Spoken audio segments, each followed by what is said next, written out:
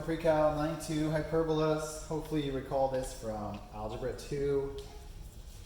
If not, we can do a brief review here. Okay, so they give a really nice little introductory image. Here's a very practical way to think about hyperbolas. So if a jet's flying and it passes through the sound barrier, it creates this wake behind it, a shock wave of sorts, and it kind of looks like a cone, right? And when that cone goes through three-dimensional air, you would see these beautiful circles radiating out.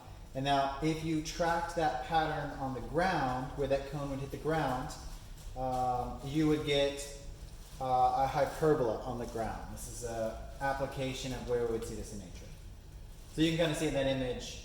Check that out, think about it. Okay, so of course, here's the other connection that you need for your mind. In the double cone theory, the plane is cutting vertically, top to bottom, both of the cones, and it creates the hyperbola. It creates kind of like the ellipse going in is kind of now going outward. It's kind of this outward motion, like that. Cool. Like an ellipse, the hyperbola can also be defined as a set of points. Blah, blah, blah. Okay, let's keep going. Okay, so now they're just going to name everything. Let me just zoom in nice and tight here. You can see this. Okay, so here are all of our key features and the language we're going to try to use and explain things with it. So they throw around this transverse axis a lot. That just means the major axis. That's another way of saying the major axis. Notice that the transverse axis is the one where you'll have the foci on it, right? So that's how you can identify the transverse axis. Also on the transverse axis, you'll find the vertices. Okay, so you'll see the vertices there.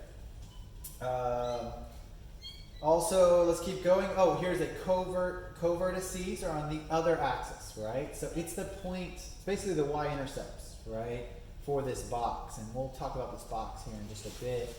But we'll use this, and there are a couple questions where they play around with this idea. But there are the co-vertices, and then there are asymptotes formed in hyperbolas, so you can see both the asymptotes, and then we get the conjugate axis, and the conjugate axis just means like the supporting axis, the other one. So we have the transverse and the conjugate. All right, so that's all the things we need to know.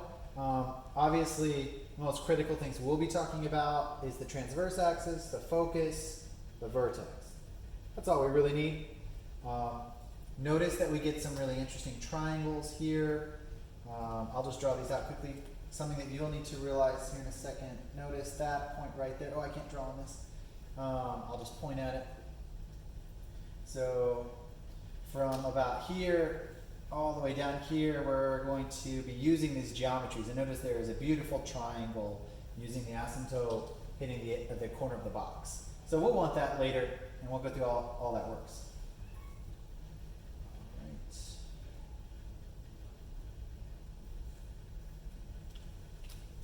Okay, so here's the derivation of the hyperbola again.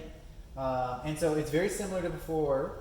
Basically, we're going to have these two distances, and they're going to be tethered to the two foci. And remember, the foci are on the inside of the curved sides of the hyperbola, right? So now, those distances are going to change as this runs out along the hyperbola. Obviously, distance 2 is going to get longer, and distance 1 is going to get longer, right? And as you get closer, it gets closer and closer and closer and further away. Now, the thing that you need to notice here is that if you bring this point all the way to the vertex here, right, on this right-hand side of the hyperbola, you would get a nice straight line. That is going to be important to us. So we will use that in just a little bit. And I believe that's actually the crux of the explanation here. So here we go. Here's the derivation. Here's distance 1, distance 2, and they just proof these guys out. And they're going to equal 2a. Cool. So we can look and figure out what 2a actually means. So here is, here's the distance a, there's the other distance a. This makes sense. Let's see. Yep. Okay, good.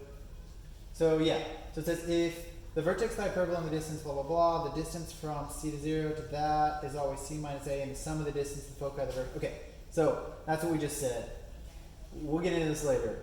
But the idea is this idea here, these two distances sum to 2A, right?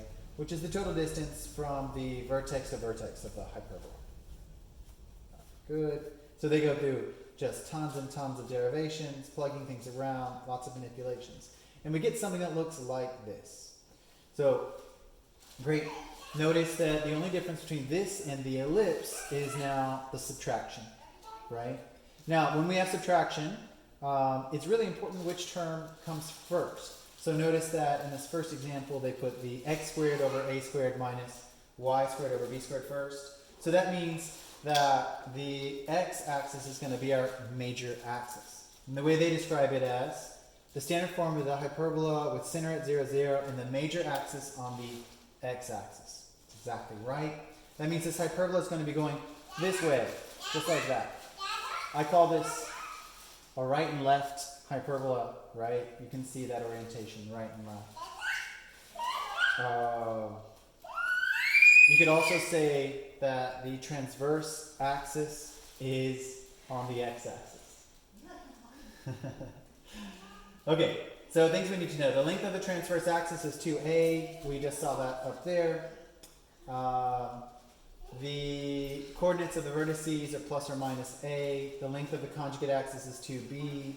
Okay, this is going to create the box that we're going to need. 2a and 2b are the dimensions of our box. The coordinates of the covertices, this is going to be where it hits the y-axis, the box does. The distance between the foci is 2c, pretty straightforward. Where c squared, and here's our triangle that I was just talking to you about. Cool. And the coordinates of the foci are that. Okay, let's just jump to right now. The equations for the asymptotes are plus or minus b over a x. So they'll walk us through this pretty easily. The other side of it, of course, is the y term being first, which be y squared over a squared minus x squared over b squared equals 1. And that just means that the hyperbola has been turned 90 degrees. This is like the up and down one. This is the one that looks like this. So up and down will lead with the y squared term. Right and left will lead with the x squared term. That's how you separate them. Pretty straightforward. It just means that this axis right here is the x, this axis right here is the y. Very super duper straightforward. All the details we'll get acclimated to in no time. Okay, so the very fast way to say this, just so now we're very clear, is that this is a horizontal hyperbola. That's this one. This is the horizontal hyperbola, and this is the vertical hyperbola. So that's the short end of that. All right, good. Okay, so they give us some directions. We'll come back to this here in just a minute, but let's play around with the first problem and see how we do on these. Let's see if I'm erase it.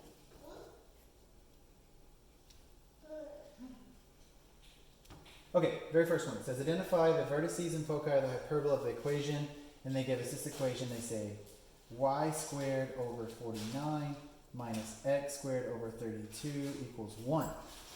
Okay, so what can we just apply here from the very beginning? You can see that the y term is the first term. So that means what type of hyperbola are we going to be dealing with? It means that we have what? We have some vertical hyperbola. It's going to look like that. Cool. The very first thing we notice. Nice. What are these guys going to tell us? These are, of course, the radii. So this is like r in the y, and this is, of course, r in the x. Nice. And that's all we need to really know here. Let's see what they ask for. So they say identify the vertices and the foci of the hyperbola. So how do we figure out the vertices first? So the vertices are where they hit, right? That's going to be our vertices. So how could we possibly figure that out? So let's see. I would guess, I'm just knowing this distance right here is our ry. That makes sense, doesn't it? So we know that our y is equal to 7. So I would guess our vertices, this location right here, would be 0 in the x and plus or minus 7. Cool, that's the location of our vertices. And that means our y going up goes up 7, and our y going down goes down 7. This is like -7, +7. All right, cool, that's our vertices. And we got that from the radius of the y, ry right there. We just took the square root of this value, found out it was 7, and just applied a little bit of like graphic theory. Okay, next up they asked for the foci. The foci are much more complicated. They don't ask for the co-vertices, but we're probably going to need those. So we can play around with the co-vertices here to find the foci.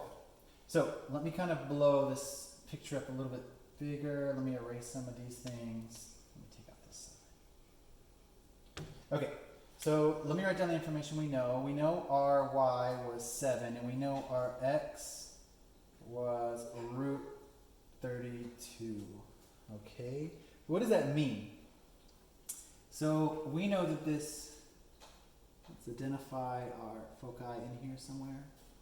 Cool, there's our foci right there.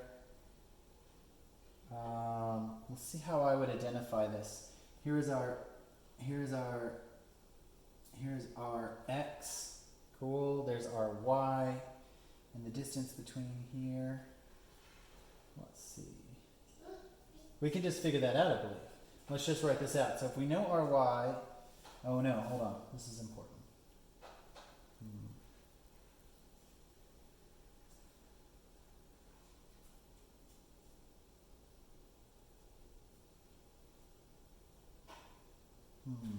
Maybe this won't work. Let me double check my logic here on this. Let's see what they use. So they say if the equation is the form blah blah blah, the transverse, okay, we know all that. If the equation is the form of this, we know that. Okay, so it says solve for a using the equation. A equals square root of a, which we did. Okay, great. So we found out a was 7, check. And then it says solve for c using the equation. C equals the square root of a squared plus b squared. Okay, let's see if we can figure this out. So if they want us to solve for c, this would be the distance. Ah, we got it. Okay, good. Okay, so this is ry, and this is rx. And this distance right here will be the radius of the foci. Beautiful. That's this triangle. I was super close on that. Struggling. Cool. So it's not actually here. It is there. I kind of drew the triangle funny. It's the vertex. Here, it's like that. There we go. And this bar right here will actually be our foci. Now we have it. Okay, so they want us to utilize this equation right here. So they're calling, just to be clear, they're calling our y as a, and they're calling our x as b, and they're calling our f c. If you want to use their notation, you can. It's the exact same notation here and there. Okay. So they want us to solve for this RF, the distance for the foci. So it would obviously be, we know that this over here, this side is 7. We actually know the squares of them, right? Don't we already? Yeah, this is 49, right? 7 squared plus 32, root 32 squared equals, and I'll call this r foci squared. Cool, just like that. 49 and 32. 81. Good. 81 equals RF squared. Square root both sides. So the radius of the foci must be 9. And that makes sense, right? Think about how it's got to be outside of the vertex. It's 9 away. So that means that the foci would be located at 0 plus or minus 9. There you go. So here are our foci, here are the vertices. That was for number 1. All right, and all the directions are right here if you guys want to backtrack and figure that out. They don't really explain where anything comes from, so hopefully that is helpful here in this explanation. Example 1 down.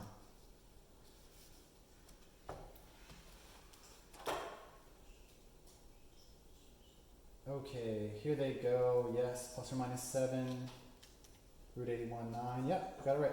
Okay, nice. That's it.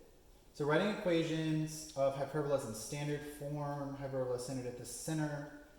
All right.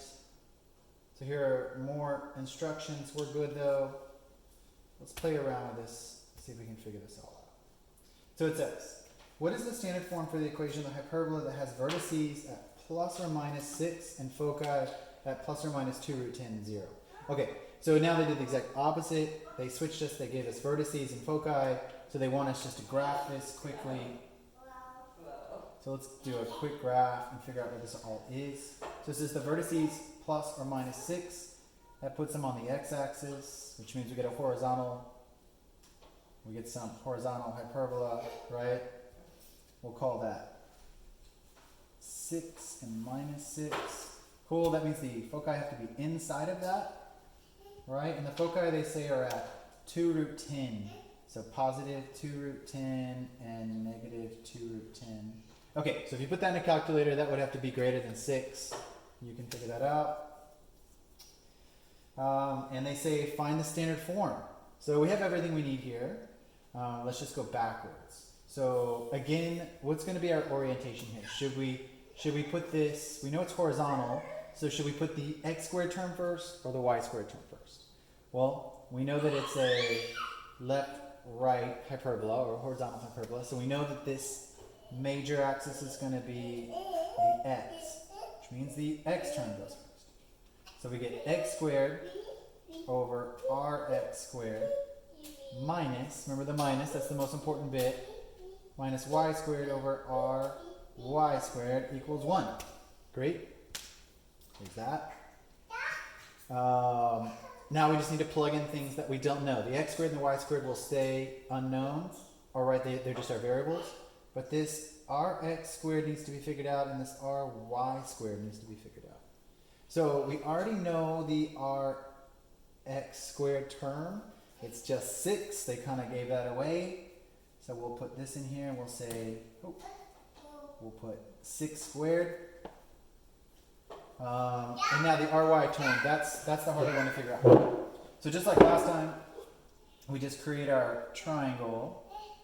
But this time we have different known values, right? So this obviously is ry.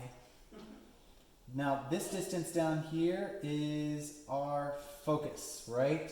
But it's actually going to be the hypotenuse between the two radii. So I'm going to say radius of the focus. There's our triangle forms. I'll just fill in the numbers. So we know this distance is 6, and we know the distance to the focus is 2 root 10. And the question is, what is our y? Well, we just use Pythag to sort this out. Pretty easy. Let's see what we get.